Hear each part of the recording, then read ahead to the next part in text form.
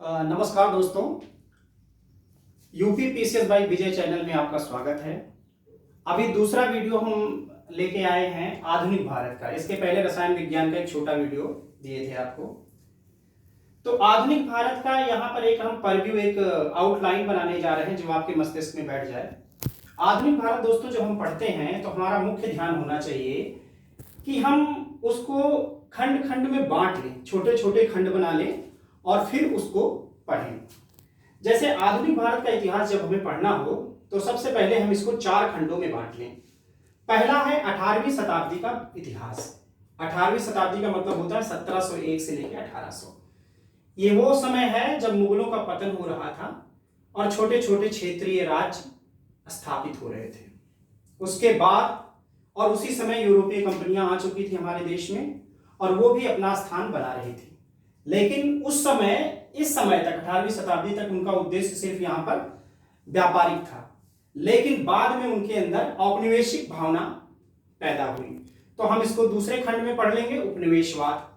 तीसरा इसका खंड बना लेंगे राष्ट्रवाद। जब वो लोग उपनिवेश यहां बना लिए तो उनका विरोध करने के लिए राष्ट्रवाद, मतलब जो यहाँ के जो हमारे क्रांतिकारी थे या हमारे राजनेता थे जो चाहते थे कि हमारा राष्ट्र स्वतंत्र हो, तो वो राष्ट्रवाद की भावना पनपी।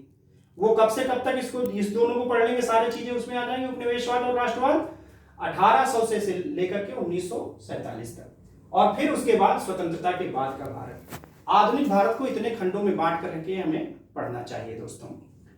अब इसमें से कुछ मुख्य प्रश्न, अभी यूपीपीसीएस जो 11 अक्टूबर को होगी, उसमें से कुछ प्रश्न ऐसे ही मैं आपको दे रहा हूं जो कि शायद ये संभवतः आ जाएं।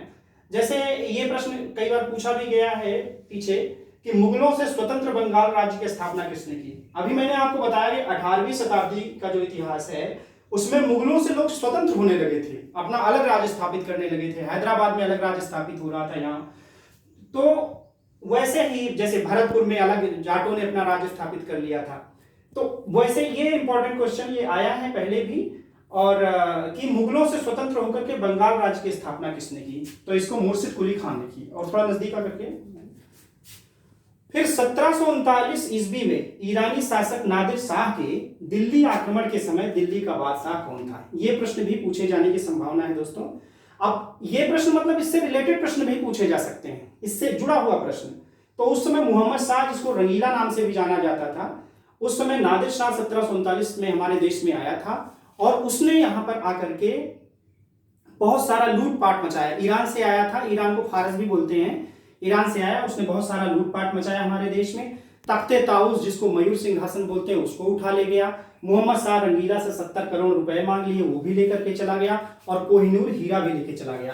तो ये सब इंपॉर्टेंट इसलिए है क्योंकि ये तख्ते ताउस यानी मयूर सिंहासन उठा ले गया था, कोहिनूर का हीरा भी उठा ले गया था, और सब मोहम्मद शाह से मांग ले गया। और ये ऐसे ही, इसमें कोई दम नहीं थी इस मुगल शासक में, मोहम्मद शाह में, और ये हमेशा रंगरलियां मनाते हुए अपने महल में पड़ा रहता था। तो इसलिए ये इंपॉर्टेंट है, तो इसको मैंने यहां पर लिया, इससे रिलेटेड कुछ पूछ सकता है। उसके बाद एक प्रश्न यहां पर मैंने लिखा है, अहमद शाह अब्दाली ने भारत पर कितनी बार आक्रमण किया। तो दोस्तों अहमद शाह अब्दाली ने 8 बार आक्रमण किया।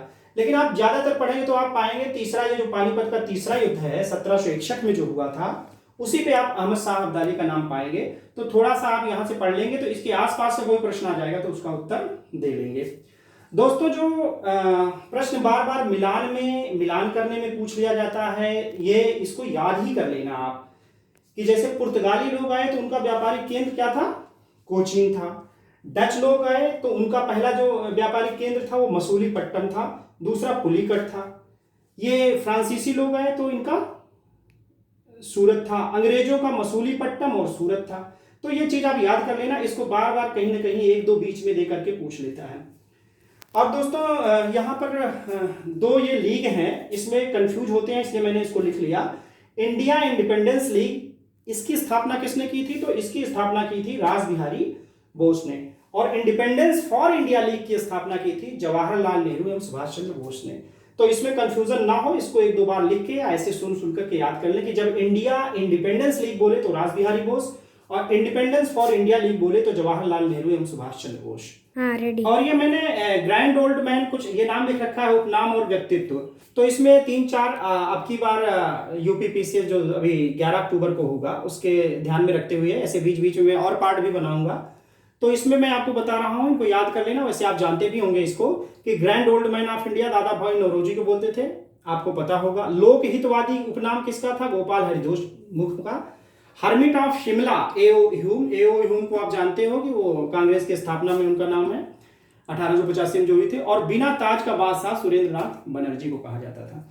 दोस्तों ये सब अध्ययन तो मैंने ऐसे एक एक के ये जो फैक्ट या तथ्य बताए ये आप याद कर लें, अच्छी बात है। लेकिन इनसे जुड़े हुए प्रश्न को अपने मस्तिष्क में विश्लेषण करके कोई भी प्रश्न आएगा, क्योंकि प्रश्न सब सीधे सीधे नहीं आएंगे, वहां पर आपको उस प्रश्नों का विश्लेषण करना पड़ेगा।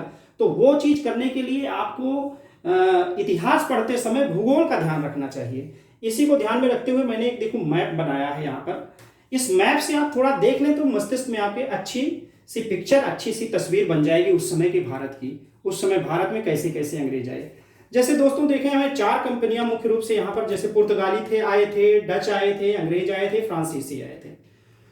तो पुर्तगाली सबसे पहले आए थे 1498 में। आप यहाँ पर देखें कि 1498 में यहाँ कालीकट केरल, यहाँ पर 1498 में वास्को ड गामा आए थे। तो एक ये मैप में आपने एक दिमाग में छोटा बना लिया कि हाँ भाई यहाँ कालीकट में आए थे। फिर पुर्तगालियों ने जो अपनी व्यापारिक केंद्र स्थापित किए, तो पुर्तगालियों ने अपना व्यापारिक केंद्र कहाँ स्थापित किया था? कोचीन में। तो कालीकट के नीचे ये देखो कोचीन है, वहीं केरल में ही ये स्थान बना हुआ है। मैप में देख लेंगे तो ये आपको अच्छा रहेगा आपको समझने में। उसके बाद आगे देखिए दोस्तों कि ये एक स्थान है मसूलीपट्टनम, अच्छा व्यापारिक केंद्र है। वर्तमान में आंध्र प्रदेश जो राज्य है उसमें जो कृष्णा जिला है उसमें ये मसूलीपट्टनम पड़ता है। मसूलीपट्टनम को आज के समय में मछलीपट्टनम भी बोलते हैं। तो ये आप अपने मस्तिष्क में रख लीजिए कि यहाँ था और ये पक्का व्यापारिक केंद्र था। डचों का भी व्यापारिक केंद्र था और अंग्रेजों का भी व्यापारिक केंद्र था। तो ये आपको याद रहना चाहिए। उसके बाद आप देखिए कि सूरत, ये सूरत है गुजरात का। तो ये सूरत में 2 लोगों ने अपनी कंपनियां स्थापित की थी, व्यापारिक केंद्र स्थापित किए थे। कौन कौन? अंग्रेजों ने भी यहां पर कर रखा था और फ्रांसीसियों ने भी कर रखा था। इसीलिए आप देखेंगे कि अंग्रेजों और फ्रांसीसियों में बहुत संघर्ष हुआ है। कर्नाटक की लड़ाई हुई, कितनी सारी लड़ाइयां हुई हैं। तो ये यहां पर जो सूरत है इसको आप ध्यान में रख लें कि हाँ मैप में कहां पर है ये, ठीक है। उसके बाद आप ध्यान दे लें, यहां पर हमने बनाया है चंद्रनगर, कलकत्ता के ऊपर चंद्रनगर। तो चंद्रनगर दोस्तों ये पूछ लिया जाता है प्रश्न बार बार कि जब पेरिस में एक संधि हुई थी अंग्रेजों और फ्रांसीसियों के बीच, बार बार उनमें युद्ध हो रहा था, तो अंग्रेजों ने फ्रांसीसियों के जो व्यापारिक केंद्र थे या उनके हेडक्वार्टर थे सब लौटा दिए। लेकिन इस चंद्रनगर भी फ्रांसीसियों के कब्जे में था। इस पे चंद्रनगर पर ध्यान दीजिए, चंद्रनगर भी फ्रांसीसियों के कब्जे में था।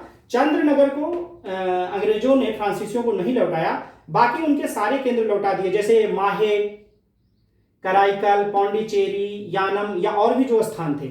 अभी आज के समय में भी जो पांडिचेरी हमारे यहाँ पर है, पांडिचेरी के ये 4 भाग हैं, माहे, कराईकल, यानम और पांडिचेरी खुद। आज भी वो हमारे देश की एक यूनियन टेरिटरी है, केंद्र शासित प्रदेश है। और ये सारे स्थान हैं, इन सब का जो प्रशासन शासन है वो पांडिचेरी से चलता है। तो ये मैप जो है इसको ध्यान में रख लीजिए और भी किताब से पढ़ करके इन स्थानों को टिक कर लीजिए। बहुत सारे स्थान मैंने नहीं बनाए हैं, कम ही स्थान बनाए हैं, ताकि ये जैसा चैप्टर उठाया है, चैप्टर का एक छोटा सा भाग, वैसा ही मैप बनाया है। फिर अभी दूसरा थोड़ा सा भाग लेके आऊंगा, उसमें भी मैप बनाऊंगा ताकि आप लोग अच्छी तरीके से समझ सकें। तो इसका मैं कई सारा पार्ट बनाऊंगा ताकि आप सुन सकें, जो एग्जाम की तैयारी में है, अभी सरपट दौड़ जो चल रही पीसीएस की, और थोड़ा थोड़ा मैप देखे रहेंगे तो जो प्री में वो बैठेंगे एग्जाम में तो उनको वहां परीक्षा हाल में ये मैप याद आ जाएगा और ये स्थान याद आ जाएंगे और आराम से वो सही प्रश्न जो सही उत्तर टिक कर पाएंगे दोस्तों। तो इसके साथ ही इस वीडियो को समाप्त करते हैं दोस्तों। इसको चैनल को आप लोग लाइक सब्सक्राइब करें और कमेंट्स करके बताएं क्या क्या कमियां हैं, क्या क्या अच्छाइयां हैं। धन्यवाद।